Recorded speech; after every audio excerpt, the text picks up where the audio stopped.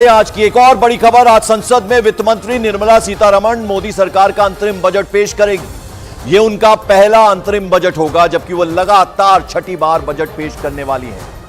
और ये आप तस्वीरों में देख रहे हैं, निर्मला सीतारमण जो हैं वो अभी अपने घर से बाहर निकलती हुई नजर आ रही हैं। आज उन्हें अंतरिम बजट पेश करना है और पूरे देश की निगाहें इस अंतरिम बजट पर होगी। और एक तरह से कहा जाए तो ये जो सरकार है, मौजूदा सरकार है, उसका एक तरह से अभी आखिरी बजट है। इसके बाद चुनाव होने हैं, तो एक तरह से अंतरिम बजट है।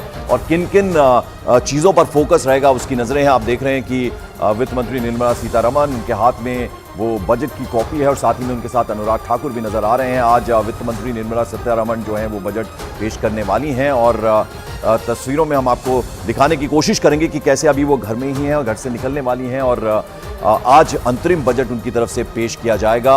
और ये एक तरह से मोदी सरकार की जो गारंटीज हैं उनको एक तरह से दिखाता हुआ बजट पेश होगा। आज पेश होने वाले मोदी सरकार के अंतरिम बजट से बड़ी उम्मीदें हैं। गुजरात की चैंबर ऑफ कॉमर्स के अध्यक्ष रमेश वागसिया ने भी बजट से देश की आर्थिक विकास को रफ्तार मिलने की उम्मीद जताई है। क्या कहा उन्होंने, जरा वो सुन लें। बिजनेस एंड इंडस्ट्री अच्छी तरह से हो सके। जहाँ तक कि इनकम टैक्स का प्रश्न है, बहुत अच्छी तरह से उनका सॉफ्टवेयर और एक्टिविटी ऑनलाइन हो रही है। अच्छी तरह से फेसलेस असेसमेंट भी हो रहा है। ऐसे कुछ चीज़ ऐसी है जो उसमें चेंज होगा तो अच्छा होगा। बेसिक एग्जेम्पशन लिमिट जो है वो 2.5 लाख की है, वो 8 लाख तक हो तो अच्छा है। इनकम टैक्स के बड़े रिफंड जो देर से आते हैं तो वो जल्दी हो।